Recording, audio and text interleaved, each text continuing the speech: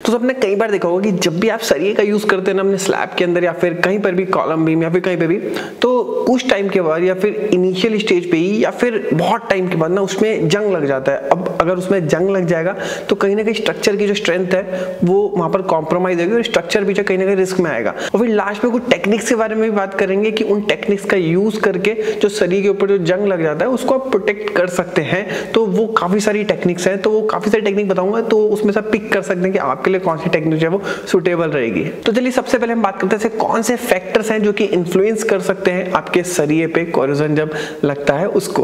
तो नंबर 1 है cover thickness. तो जैसे कि आपको पता है कि कॉलम हो गया, बीम हो गया, जो भी कास्ट होता है तो हम उसमें जो कवर प्रोवाइड करते हैं।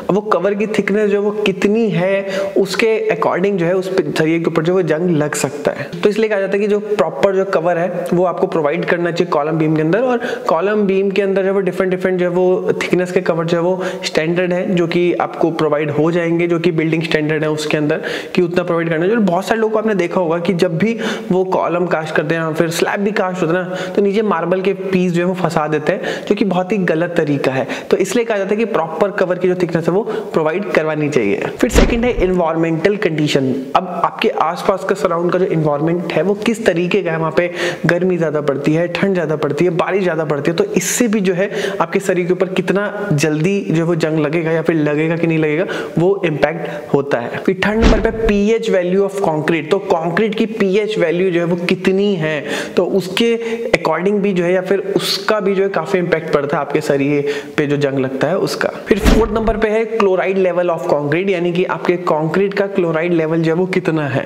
फिर फिफ्थ नंबर पे जो फैक्टर है वो है प्रेजेंस ऑफ क्रैक्स। तो आपके कंक्रीट में कितने क्रैक्स हैं, क्योंकि अगर क्रैक्स ज्यादा होंगे तो जो वाटर है वो पेनिट्रेट होकर के आपके सरिये तक जाएगा और सरिये में आपकी जंग लगेगा। तो ये बेसिकली कुछ 5 ऐसे फैक्टर्स हैं जो कि इन्फ्लुएंस करते हैं कि आपके सरिये पे जो जंग है वो लगेगा कि नहीं लगेगा और लगेगा तो कितना लगेगा। और रेनफोर्समेंट में जो प्रॉब्लम है ना जंग लगने की ना, तो इसको ना आपको थोड़ा सा सीरियसली लेना चाहिए, खासतौर पर आपके इंजीनियर्स हो गए, फिर जो कॉन्ट्रैक्टर्स हो गए या फिर जो खुद क्लाइंट हो गए जिनका घर भी बन रहा है, तो उनको भी, क्योंकि ये ना बहुत डेंजरस हो सकता है लॉन्ग टर्म में। और इसमें जब आपका पोर्टलैंड सीमेंट होता है ना, तो उसके द्वारा जो कंक्रीट प्रोवाइड करी जाती है तो वो काफी अच्छा प्रोटेक्शन देते हैं आपके रेनफोर्समेंट स्टील को। तो चलिए अब कुछ ऐसे पॉइंट्स के बारे में बात कर लेते हैं जिनका यूज करके आपके सरिये के ऊपर लगने वाले जंग को आप प्रिवेंट कर सकते हैं। सबसे पहला पॉइंट है कि आप जो भी कंक्रीट यूज कर रहे हैं तो उसकी जो परमेबिलिटी है ना वो लो होनी चाहिए। लाइक सिंपल शब्दों में बताऊं तो आपका जो कंक्रीट है उसमें जो पानी जो पेनिट्रेट होकर के जो आर पार जा रहा है तो वो जो क्वालिटी या फिर वो जो चीज है वो कम होनी चाहिए। फिर सेकंड, जो आप कंक्रीट यूज कर रहे हैं वो प्रॉपर प्रोपोर्शनेट होनी चाहिए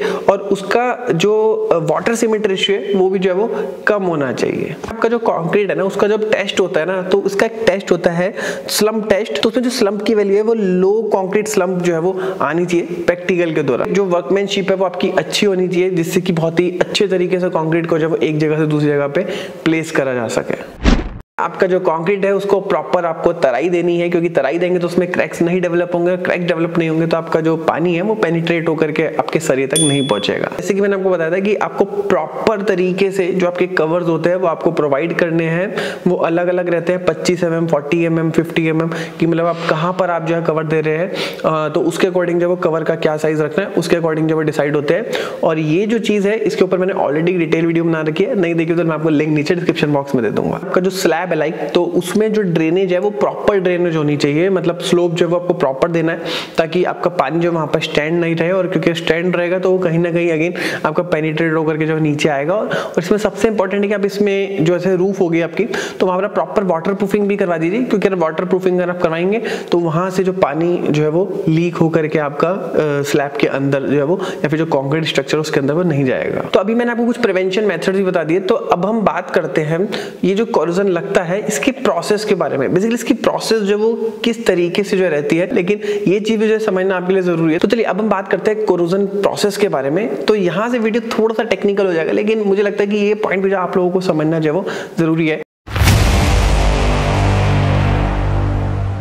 तो सबसे सबसे पहले बात करते हैं इनिशियल पीरियड के बारे में। तो इनिशियल पीरियड बेसिकली ऐसा पीरियड होता है जहां से आपका जो जंग लगना जो है ना वो स्टार्ट होता है, एकदम स्टार्टिंग का जो प्रोसेस रहता है। लाइक आपको नाम से ही पता चल रहा होगा इनिशियल पीरियड, यानी कि जहां से आपका जो कोरोजन है वो इनिशिएट होता है। तो इस इनिशियल पीरियड को अगर आप लेट करना चाहते हैं, फिर आप नहीं चाहते कि इनिशियल पीरियड हो, तो पॉइंट्स पे आप जो है मेनली काम कर सकते हैं। एक, जैसे कि होता है कि आपको जो कवर की जो थिकनेस होती है वो प्रॉपर आपको प्रोवाइड करनी है। नंबर 2, आपका जो कंक्रीट है वो आपका अच्छी क्वालिटी का होना चाहिए। और जो आपका इनिशियल पीरियड होता है ना, कितना लेट स्टार्ट होगा या फिर कितना जल्दी स्टार्ट होगा, और इसकी जो टाइमिंग है ना, तो काफी सारे फैक्टर्स के ऊपर जो वो डिपेंड करती है। तो उसमें तो कुछ फैक्टर्स के बारे में बात करते हैं। इसमें सबसे पहला फैक्टर तो होगा कि आपकी जो कवर की जो थिकनेस है वो कितनी है। नंबर 2, आपकी जो कंक्रीट है उसकी क्वालिटी कितनी अच्छी है। नंबर 3, आपका जो स्ट्रक्चर है वो इन्वायरमेंट में कितना एक्सपोज्ड है। नंबर 4, आपका जो स्टील है वो कौन से टाइप का स्टील आपने यूज कर रखा है। नंबर 5, आपकी जो कंक्रीट है उसमें क्रैक्स कितने डेवलप है। फिर सेकंड हम बात करते हैं प्रोपगेशन पीरियड के बारे में। प्रोपगेशन पीरियड जो बेसिकली डिपेंड करता है कि आपका जो भी लोहे का या फिर जो सरिये वाला जो डिपार्टमेंट है या जो मेटल है,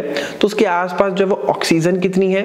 सेकंड नंबर पे जो मॉइस्चर है वो कितना है। तो इन दोनों फैक्टर के ऊपर जो है ये पीरियड जो है डिपेंड करता है। अब आपको पता है कि जो सरिये की जो रॉड्स होते हैं जब वो फैक्ट्री से निकलते हैं तो वो बहुत लाइट ब्लू टाइप का कलर होता है, और ट्रांसपोर्टेशन या फिर स्टोरेज के दौरान ना इसके ऊपर बहुत थिन ऑक्साइड फिल्म जो है वो चढ़ा दी जाती है, जो कि एक पैसिव लेयर का काम करती है। और फिर कवर थिकनेस है ना, एक चार्ट में आपके साथ शेयर करता हूँ, जैसे कि स्क्रीन पे जो आप देख रहे हैं, तो इसमें देखिए कि एक तरफ लिखा हुआ है एनवायरनमेंट किस तरीके का, आपका माइल्ड है, मॉडरेट है, आपका सेवर है, वेरी सेवर है, एक्सट्रीम है। अब लाइक जैसे माइल्ड है तो माइल्ड में आपका जो एक्सपोजर कंडीशन, लाइक आपका जो कंक्रीट सरफेस है वो वेदर जो है आप देखेंगे तो काफी एग्रेसिव है और एक नॉर्मल कोस्टल एरिया होगा। और एक्सट्रीम में अगर आप देखेंगे तो टाइडल जोन हो गया। फिर इस तरीके से आपका जो एरिया है उसकी जोनिंग करी हुई है। फिर नेक्स्ट इसके नीचे ही आप देखेंगे कि आपका माइल्ड में जो आपका नॉमिनल कंक्रीट कवर है वो नॉर्मल जो मिनिमम जो है वो आपका 20 mm जो है वो होना ही चाहिए, उससे कम नहीं होना चाहिए। और अगर मॉडरेट कंडीशन है तो वहाँ पे 30 mm कम से कम होना चाहिए। और एक्सट्रीम है, जैसे कि आप देख रहे हैं एक्सट्रीम में कि आपका टाइडल जोन वाला जो है वो एरिया है तो वहाँ पर 75 mm जो वो मिनिमम है। तो आपका कौन सा जोन है तो उसके अकॉर्डिंग जो है आपको थिकनेस जो वो रखनी चाहिए आपके जो कवर है उसकी। तो चलिए अब हम किस तरीके से आपके रस्ट या फिर जो जंग है उसको प्रोटेक्ट करने की जो टेक्निक्स होती हैं उसके बारे में जो डिटेल में बात करते हैं कि कितनी डिफरेंट टाइप की जो टेक्निक होती है, उन सारी टेक्निक को जो अच्छे से समझते हैं। तो सबसे पहली टेक्निक के बारे में बात करते हैं जिसमें आपकी जो रेनफोर्समेंट होती है उसके ऊपर हम कोटिंग करते हैं। अभी कोटिंग जो क्लोराइड्स की हो सकती है और बेसिकली इसके ऊपर इपॉक्सी की कोटिंग जो वो करी जाती है। और जितनी भी बार्स होती है ना उनको हीट करा जाता है कंट्रोल्ड टेम्परेचर के अंदर, और उससे पहले जो है एक स्प्रे बूथ होता है जिससे जो है इन बार्स को जो है वो गुजारा जाता है, जिसके ऊपर इपॉक्सी पाउडर पार्टिकल्स जो है इवनली डिस्ट्रीब्यूट करे जाते हैं उस प्रॉपर बार की सरफेस के ऊपर। और फिर जैसे ही ये जो इपॉक्सी हार्ड हो जाती है तो प्रॉपर जो बार है वो प्रोटेक्ट हो जाती है। और इसकी जो ऊपर जो इपॉक्सी का जो लेयर चढ़ा जाता है इसकी जो थिकनेस होती है वो 130 माइक्रोन से लेकर के 300 माइक्रोन तक जो वो हो सकती है। फिर टेक्निक नंबर सेकंड के बारे में बात करते हैं जिसमें जो रेनफोर्समेंट होती है ना उसका गैल्वेनाइजेशन जो है वो किया जाता है। और उसमें जितनी भी बार होती है ना इसमें हॉट मेल्ट जिंक में जो है आपकी बार्स को डुबो दिया जाता है और उसके ऊपर जो है वो प्रॉपर एक जिंक की लेयर जो है वो चढ़ जाती है। और फिर कंक्रीट के अंदर जब इस सरिये को यूज करा जाता है तो ये जो जिंक होती है ये उस कंक्रीट के अंदर जो आपका कैल्शियम हाइड्रोक्साइड होता है ना उसके साथ रिएक्ट करके एक फिल्म जो है वो एक क्रिएट कर देता है जो कि आपका जो जंग होता है उससे ये प्रोटेक्ट करता है। और जो पूरी प्रोसेस होती है ना काफी डिफिकल्ट प्रोसेस होती है, क्योंकि अगर प्रॉपर तरीके से इस प्रोसेस को कंट्रोल नहीं करा जाता तो जो सरफेस पे जो कोटिंग होती है आपकी जिंक की वो अनइवन हो जाती है, जिससे कि और ज्यादा जो है ये खतरनाक हो सकता है लॉन्ग टाइम में। फिर टेक्निक नंबर 3 के बारे में बात करते हैं। तो इसमें क्या होता है कि जब भी बार्स बनाई जाती है ना तो इसकी जो एबिलिटी होती है ना जंग ना लगने की, तो उसकी एबिलिटी को जो है बढ़ा दिया जाता है। अभी एबिलिटी कैसे बढ़ाई जाती है, जैसे आपकी जो नॉर्मल बार जब बनती है तो उसमें क्रोमियम या फिर आपका जो कॉपर है वो एक थोड़ा सा जो है वो क्वांटिटी में मिला दिया जाता है, जिससे कि आपका सरिये पे जो जंग है वो स्लो लगे या फिर बहुत लंबे टाइम में लगे या फिर ना लगे।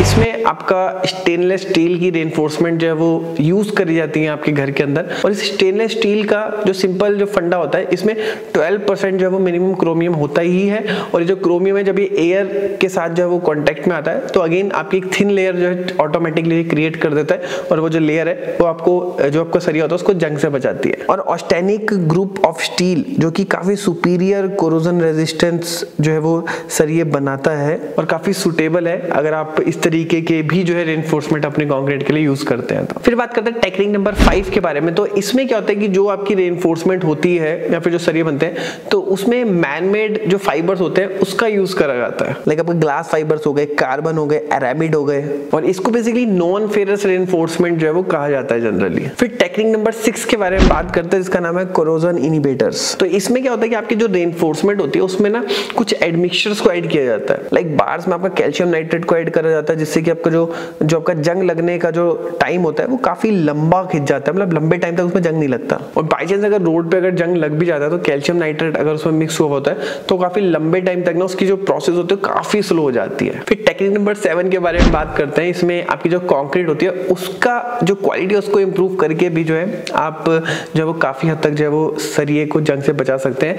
अब कंक्रीट की क्वालिटी को आप कैसे इंप्रूव करेंगे, क्वेश्चन मार्क जो है वो ये है। नंबर 1, इसमें आप हाई सीमेंट कंटेंट का यूज कर सकते हैं। नंबर 2, आपका लो वाटर का यूज करके या फिर जो आपका सीमेंट रेशियो है उसे आप जो है प्रॉपर मेंटेन करके इसको कर सकते हैं।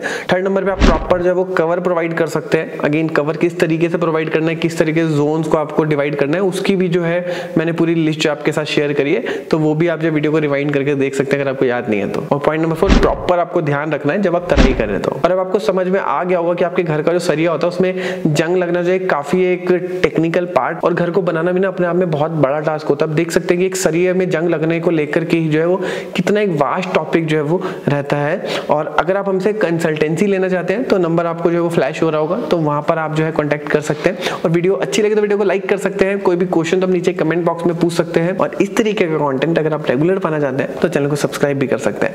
मिलते हैं नेक्स्ट की वीडियो में, तब तक के लिए जय हिंद, वंदे मातरम।